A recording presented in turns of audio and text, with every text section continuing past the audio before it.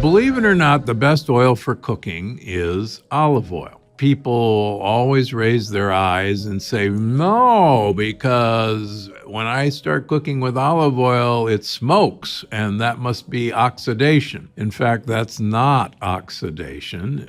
Interestingly enough, olive oil is the least oxidizable oil there is. It is even less oxidizable than coconut oil, which supposedly is the best. And olive oil has the most polyphenols of any oil, so it's a 1-2 punch for cooking. And there's 5,000-year experience using olive oil for cooking, so it must be working. Well, you should never fry anything. You don't want that much oil in contact with your food, number one, but it also produces, unfortunately, lots of aldehydes and produces advanced glycation end products. Those are called ages for a reason. All foods have sugar molecules, they have protein molecules, and when we heat, particularly with high heat, we bind those sugar and protein molecules together that produce advanced glycation end products. And those are some of the biggest contributors to long-term poor health. They actually make our tissues stiff. And so every time we eat a fried food, we're consuming preformed advanced glycation end products, which we actually absorb. Olive oil oxidizes very quickly.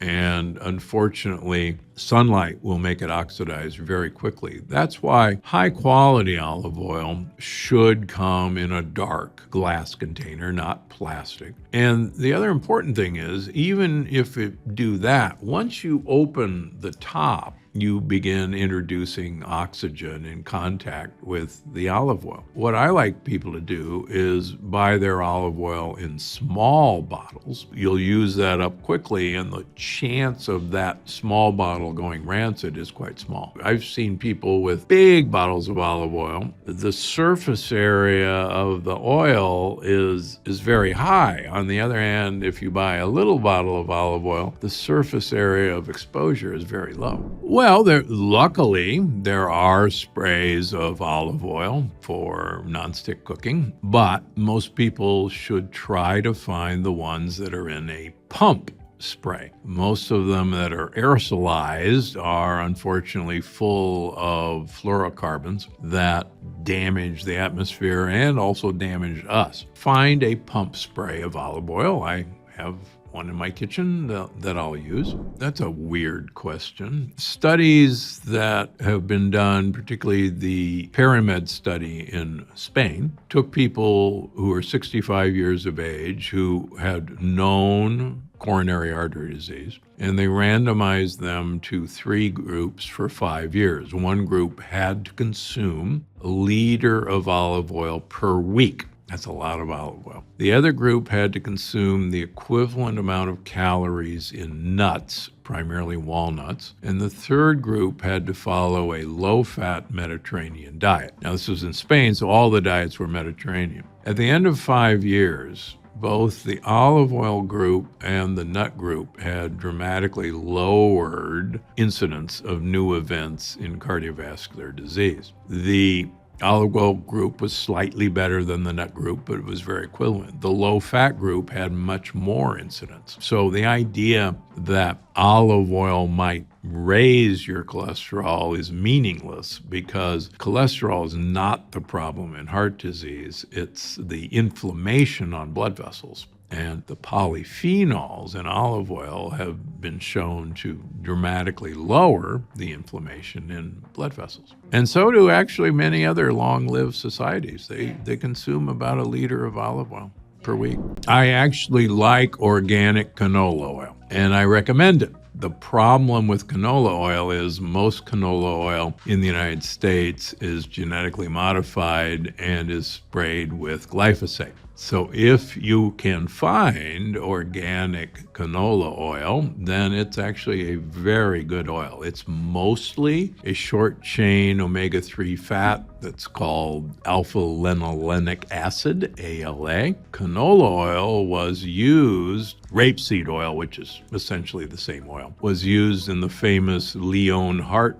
diet trial, and it blew the low-fat American Heart Association diet out of the water in terms of preventing new events in coronary artery disease. In general, the more short-chain omega-3 fats you consume, the better your heart health, better your vascular health. It's that good.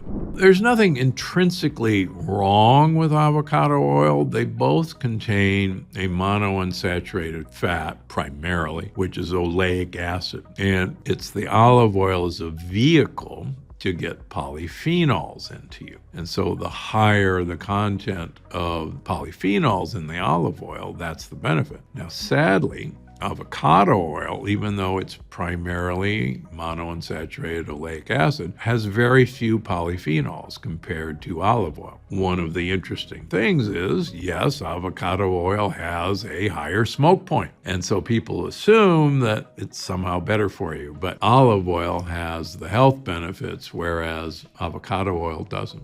So coconut oil also has a very high smoke point. Unfortunately, coconut oil has only about 1/10 of the polyphenols of olive oil. And so much of our coconut oil in the United States is refined coconut oil. Yes, you can absolutely use it, but coconut oil is kind of down on my list compared to olive oil because it's a pretty much pure saturated fat. Well, the purpose of the salad, like any food, is to get olive oil into your mouth as well as vinegars, because olive oil is going to give you the polyphenols and the vinegars are going to give you short-chain fatty acids, like, for instance, acetate or malic acid. And these are actually, we now know, really essential components to make this very, very important short-chain fatty acid called butyrate or butyric acid. These other short-chain fatty acids, like vinegars, actually are probably essential for us to manufacture butyrate. Salad is a great excuse to get two very important compounds, olive oil and vinegars, into your diet and make it tasty. So vinaigrette is the best dressing, and vinaigrette is, how you should have a salad. And you should absolutely make it yourself. It's so easy. And please don't buy bottled dressings. Most of us who grew up with putting milk or cream in our coffee want that slippery feeling to our coffee. The problem is that milk and cream will bind most of the good polyphenols. So putting olive oil actually delivers more polyphenols, and you'll still get kind of that slippery feeling that you're looking for.